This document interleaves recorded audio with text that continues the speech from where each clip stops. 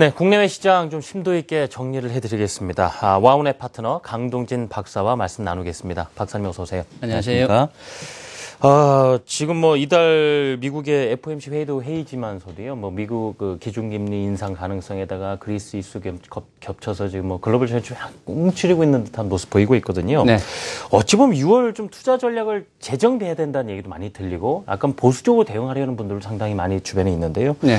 6월 시장 좀 전망을 해보기 앞서서 현재 어떤 표정들을 짓고 있는지 글로벌 증시 점검 먼저 해주시겠습니까? 예. 올해 들어서 벌써 5개월이 지났는데요. 네. 5월 말 현재 뭐 매월 랠리였습니다. 올해는요. 그런데 5월에 랠리가 있기는 있었는데 좀 짧았다 그렇게 느껴지고 있고요. 네. 지금은 조정의 시작이 아니라 조정의 일주일 정도 진행된 상황이다. 그렇게 먼저 말씀을 드리겠습니다.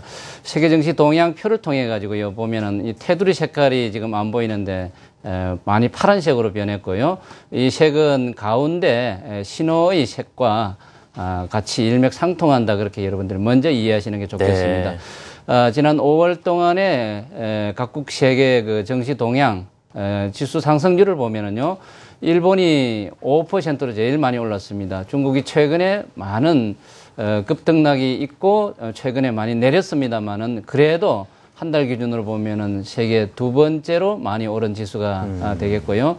우리나라의 코스닥 지수가 세 번째로 3% 정도 올랐으니까 제법 많이 오른 그런 상태입니다. 반면에 브라질, 러시아, 태국 등등 전통적으로 금융이 약한 나라들의 주가는 이번 달에도 5월 달에도 부진했다 그렇게 나타나고 있고요. 가운데 우리나라 코스피 지수의 동향을 보면은 올해 들어서 10% 정도 제법 많이 올랐거든요. 그러나 제일 좌측의 이 칼럼을 보면은 지난 3년 반 동안에 15% 정도 올랐으니까 올해는 10% 정도 올랐는데 그 2년 반 동안에 우리 코스피가 얼마나 고전을 면치 못했는지 하는 것이 그대로 이 수치에 드러나고 있는 상태입니다. 가운데 신호를 보면은 약 3분의 2 정도가 매수 신호가 꺼진 상태고요. 네. 남아있는 이 지수도 지금 신호가 꺼지는 것이 예상이 되고 있다. 즉, 조정이 지금 초반, 중반 정도로 네. 넘어가고 있다. 그렇게 이해하시면 되겠습니다. 예. 조정은 이미 시작돼서 한 주 정도가 흘렀다라고 네네. 봐야 된다는 말씀 주셨고요. 예. 자, 그럼 각 시장 유동성 지표들 어떤 변화들이 있는지도 읽어주시겠습니까? 예, 유동성 지표의 변화는 뭐 크게 변화가 없는 상태입니다. 지난 2주 전까지만 해도 미국의 10년 만기 국채 수익률 동향이 가파르게 올라왔거든요. 독일채도 마찬가지고 영국채, 일본채도 마찬가지였습니다.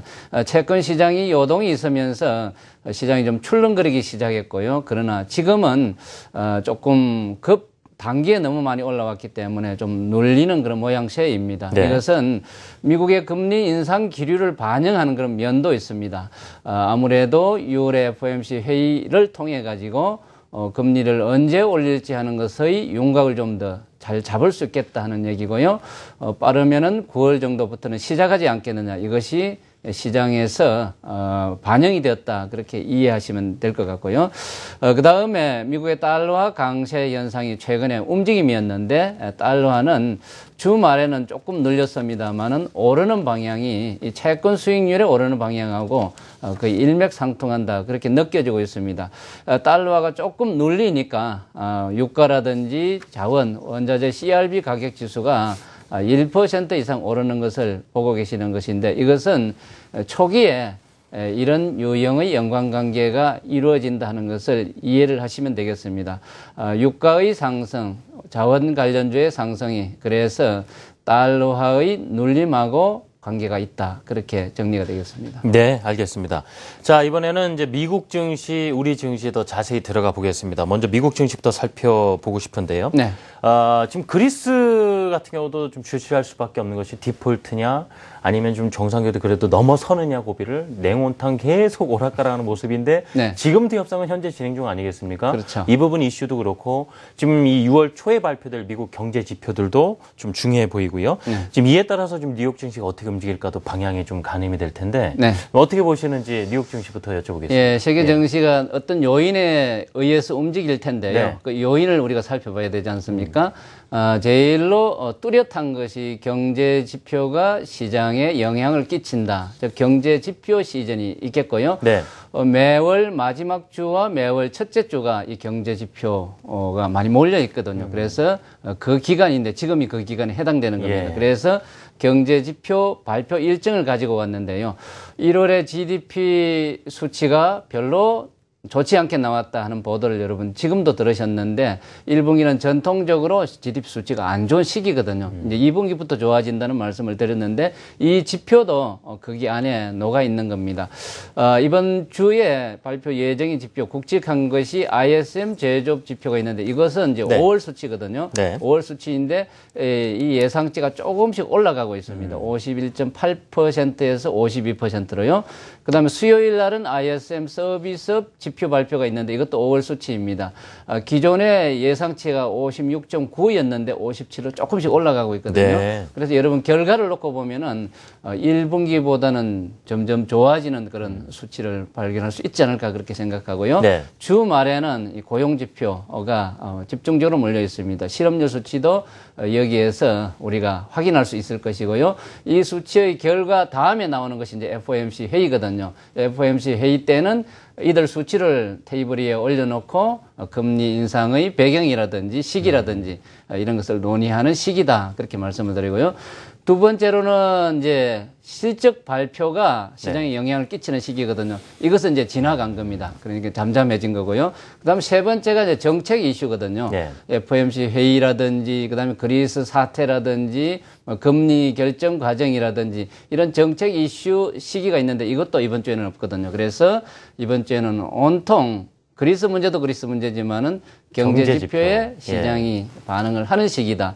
지금 뭐 큰 변동 없으니까 이번 주에도 시장에서 긍정적으로 자극을 줄 만한 경제 지표도 별로 없는 상태다. 즉 재료 공백기의 성격 그대로 진행된다. 그렇게 이해하시면 될 것 같습니다. 그럼 시장에서는 약간 오락가락 혼란도 겪을 수 있겠는데요. 지금 S&P에 소속된 기업들 주가 좀 어떤 움직임 흐름 보이고 있는지도 한번 짚고 가시면 어떨까요? 예, 최근에 이 지표가 오르는 것 같기도 하고 그렇지 않은 것 같기도 하고 좀 애매모호한 상태인데요. 이 그림을 통해서 보면 색깔이 조금 중간색입니다. 초록색이 한 반 정도 나타났다가 빨간색이 반 정도 나타나고요. 이게 재료 공백기 특징이거든요. 그래서 특별히 뭐 투자자들이 막 많이 살려고 하는 그런 모멘텀도 안 보이고요. 그렇다고 미국 시장 입장에서 보면은 큰 악재도 없거든요. 그래서 돌아가면서 이들 종목이 돌아가면서 움직이는 그런 상황을 여러분들이 예상을 하시면 되겠습니다. 그러나 전체적으로는 조금씩 수그러지고 있다, 내리고 있다, 조정 기간이다. 그걸 감안하시는 게 좋겠습니다. 네. 전반적인 분위기도 한번 읽어봤고요. 자, 이번에는 국내 증시로 들어가 봅니다. 참 대형 이벤트가 많은 6월인데요.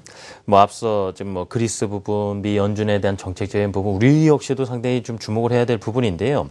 좀 중국 위주의 이제 MSCI 편입도 국내 증시를 좀 흔들 만한 대변수로도 좀 꼽히고 있는 상황이거든요. 네. 글쎄 대외 불확실성은 아무래도 더 커질 것 같은데 리스크 관리에 좀 주력하다라는 얘기도 나오고요. 우리 투자자는 어떻게 해야 될지 또 조언도 부탁드리면서 국내 증시 또 확인해 주시죠. 이제 우리 투자자들이 이제 시장에서 대응을 해야 되는데요. 우리 시장에 구조적인 문제가 있거든요. 그리스 문제보다도 미국의 금리 결정 문제보다도 훨씬 더 우리에게 고약한 문제가 있거든요. 그것을 오늘 좀 집중적으로 설명을 드리고자 합니다. 네, 들어보겠습니다. 코스피의 현재의 그 위치를 좀 소개를 해드리면은요. 지금 이제 조정 신호가 뚜렷하게 나타난 상태고요. 위에서 올라가다가 다른 나라 지수가 랠리를 전개하는 과정에서 우리나라는 5월 랠리가 없었습니다. 안타깝죠. 근데 이게 보면은 중간중간에 음봉의 크기가 크게 나타나는 것을 볼 수 있는데 이걸 좀 자세히 보면은요. 이와 같이 이제 크게 이렇게 요동치는 구간이 있었습니다. 5월 6일 날, 5월 15일 날, 5월 21일 날, 27일 날요. 이 날이 무슨 일이 있었느냐 하면은 비정상적으로 선물 시장에서 대규모의 외국계 프로그램 매물 유발하는 매도 공세가 있었거든요. 왜 이런 매도 공세가 있느냐? 이들의 이해관계 때문에 그렇죠. 재료 때문에 그렇다기보다는요. 자생적으로 우리나라 시장에서 선물 쪽에서의 강력한 매도 공세가 수시로 이렇게 나타나는 겁니다.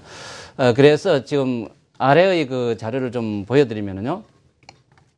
예, 제가 매도 공세가 많이 있었다는 27일, 21일, 15일, 6일의 경우가 있는데 네. 이것이 이제 프로그램 매물하고 연동이 되거든요. 국내 예. 기관 투자가들의 매매, 이 매매 동향이 이 프로그램 매물입니다. 대부분이요. 그러니까 뭐 펀드 환매도 일어나고 그러는 경우인데 누가 촉발하느냐 하면은 이 외국계 이 파생 세력이 촉발을 하는 것이거든요.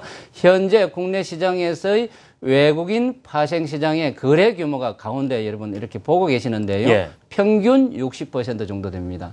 그리고 개인 투자자들이 27% 정도 되고 기관이 한 12% 정도 되는데요. 이 기관 투자가들도 예, 대부분이 예, 금융투자, 우리는 정권사의 창구로 이렇게 잡히는 건데, 예전에는 이게 대부분이 우정사업부의 프로그램 매매팀이었거든요. 이걸 빼고 나면은 사실상 우리나라에서 외국계에 대응할 만한 파생 시장이, 파생 세력이 없다. 그렇게 보셔야 되는 거죠. 구조적인 문제다. 이게 완전히 구조적인 문제죠. 예. 즉, 외국계는 선수들 잘하는, 훈련이 잘 된 투자은행과 헤지펀드 계열의 파생 시장의 전사들이 우리나라에 많이 들어와 있는데 국내에 대응할 만한 이 헤지펀드가 없거든요. 그래서 선물 시장에서 파생 시장에서 외국계의 영향이 워낙 강하다 보니까 예, 정권 시장을 움직이는 요소 중에서 이런저런 요소를 감안을 하고도 우리 시장은 구조적으로 예, 매물 압박이 있고 공격을 받고 있다 하는 것을 우리가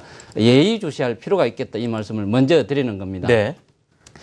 현재 추세는 굉장히 많이 내렸음에도 불구하고 추세가 반전할 때마다 이와 같이 매물을 쏟아내거든요. 예. 반전할 때마다 공격이 있고 반전할 때마다 공격이 쏟아내고. 있고 오르지 못하게 지금 누르고 있는 거거든요. 예.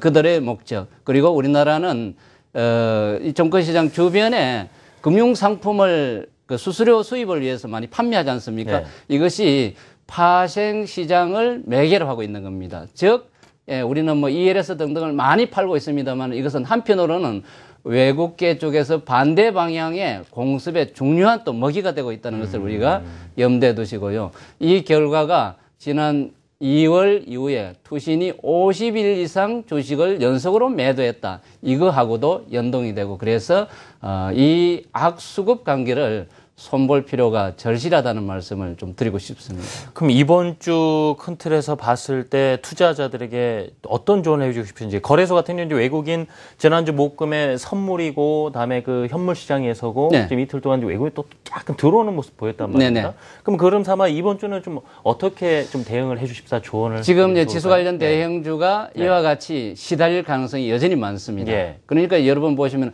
삼성전자, LG전자 그리고 건설주 중에서 현대건설, 뭐 대림산업 이런 유형, 포스코나 동국제강 예. 뭐 이 지수 관련 대형주들이 그야말로 시달리고 있거든요. 현대차, 현대모비스 다 마찬가지고. 예.